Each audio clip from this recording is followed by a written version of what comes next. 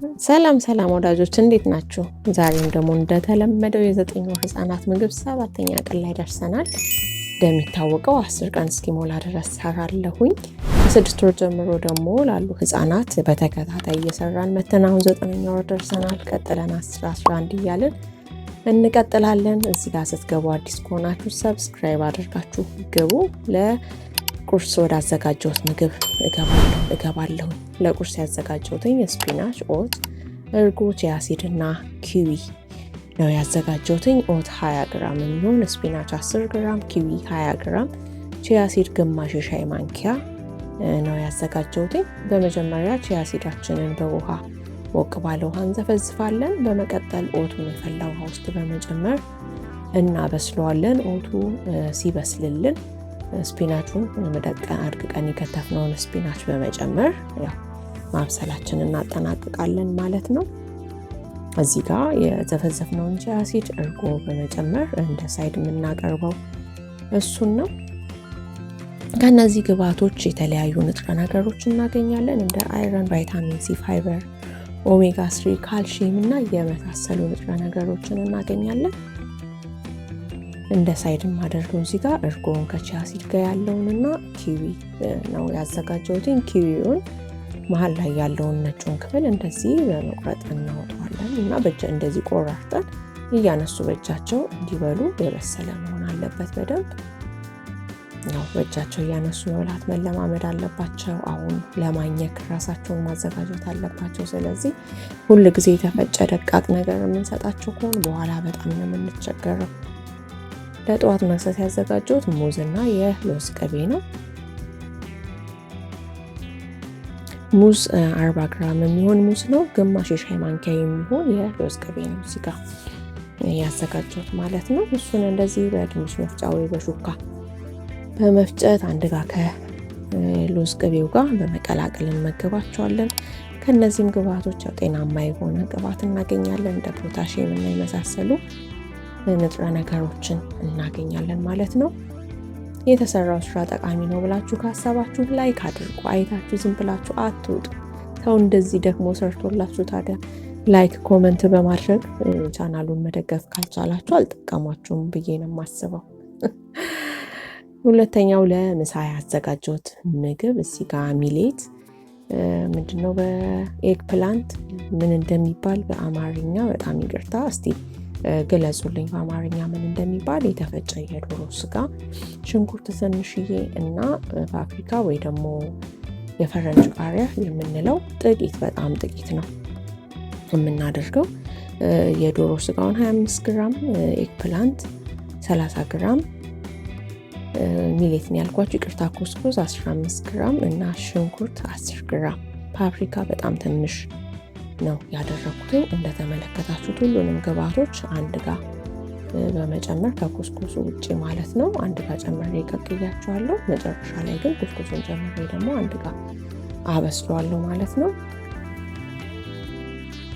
እንደዚህ ሁሉንም አብስዬ ካመጣው በኋላ በሹካ በደንብ አድርገን እንፈጨዋለን ማለት ነው። ከነዚህም ግብዓቶች ደግሞ የተለያየ ንጥረ ነገር እናገኛለን። የፕሮቲን፣ ፋይበር፣ ቫይታሚን ኤ እና የመሳሰሉ ንጥረ ነገሮችን እናገኛለን። እዚህ ጋር የማይቀጥንላችሁ በጣም ወፍራም የሚመስላችሁ ከሆነ በቀቀላችሁበት ውሃ፣ ካልሆነ ደግሞ ሌላ ሞቅ ያለ ውሃ በመጨመር ላላ ማድረግ ትችላላችሁ። ግን በደንብ ከበሰለ ቀጭን መሆን የለበትም፣ ማኘክ መልመድ ስላለባቸው ማለት ነው።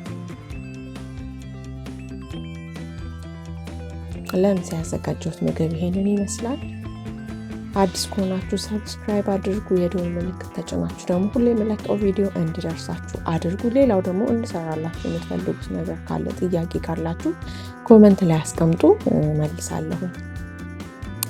እዚህ ጋር ለመክሰስ ያዘጋጀሁትኝ አቮካዶ እና ተልባ የተፈጨ ተቆልቶ የተፈጨ ተልባ ነው ያዘጋጀሁት። እዚህ ጋር አቮካዶችንን በሹካ በደንብ የበሰለ መሆን አለበት። አቮካዶችንን በሹካ በመፍጨት የተፈጨ ተቆልቶ የተፈጨ ተልባችንን በመጨመር አንድ ጋር እንቀላቅለዋለን። አቮካዶ 30 ግራም የሚሆን እየተጠቀምኩት፣ ተልባ ግማሽ ሻይ ማንኪያ ነው የተጠቀምኩት። ከነዚህም ግብአቶች ደግሞ ጤናማ የሆነ ፋት እናገኛለን። ኦሜጋ 3 እናገኛለን ከተልባው። እዚህ ጋር ወፍራም ከመሰላችሁ ይህንንም በእናት ጡት ወተት ወይ ደግሞ በፎርሙላ ወተት ቀጠን ማድረግ ትችላላችሁ። በዚህ መልኩ ቀጣዩን ሁለተኛውን መክሰስ አዘጋጅቻለሁኝ።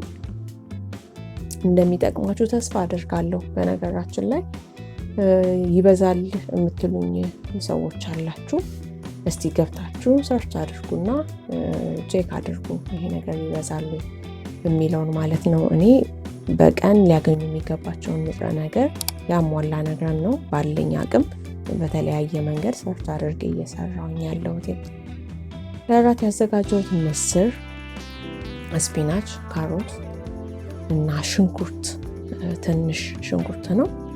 ምስር 20 ግራም የሚሆን፣ ካሮት 20 ግራም፣ ስፒናች 10 ግራም፣ ሽንኩርት 5 ግራም ነው ያደረኩት። ሁሉንም ግብአቶች እንደዚህ አንድ ጋር ጨምሬ አብስያቸዋለሁ። እዚህ ጋር ቪዲዮ ተቆርጦብኛል ከይቅርታ ጋር። ሌሎቹን ግብአቶች አንድ ጋር በማድረግ ስፒናቹን ግን መጨረሻ ላይ የተወሰነ ደቂቃ ሲቀረው ነው ስፒናች እየጨመርኩት። ሌሎቹ ግብአቶች ከበሰሉ በኋላ አሁን ነው ያየሁት ቪዲዮ መቆረጡን። ይቅርታ ጠይቃለሁ በዚህ አጋጣሚ። ከነዚህም ግብአቶች እንደ አይረን፣ ፕሮቲን፣ ፋይበር እና የመሳሰሉ ንጥረ ነገሮችን እናገኛለን። በዚህ መልኩ በሹካ ፈጭተን የመጨረሻ ላይ ግማሽ ሻይ ማንኪያ የሚሆን የወይራ ዘይት በማድረግ እንመግባቸዋለን ማለት ነው። የተሰሩት ምግቦች እንደሚጠቅማችሁ ተስፋ አደርጋለሁ። ጠቃሚ ከመሰላችሁ ላይክ፣ ኮመንት፣ ሼር አድርጉ ለሌሎች ቤተሰቦች እንዲደርስ። ለሌሎች ሲደርስ ደግሞ ይጠቅማል። በዛው ደግሞ ቻናሉን መደገፍ ስለሆነ ያንን እንድታደርጉ ጠይቃቸዋለሁ። በሚቀጥለው የ8ኛ ቀን ቪዲዮ ይዤ እመጣለሁ። ለ9 ህፃናት የሚሰራውን ምግብ ማለት ነው። በዛኛው ቪዲዮ እስክንገናኝ ሰላም ሆኑ። ጥያቄ መጠየቅ ትችላላችሁ። ሀሳብ አስተያየታችሁን መስጠት ትችላላችሁ። በሚቀጥለው ቪዲዮ እስክንገናኝ ደህና ሆኑ። ተባረኩ።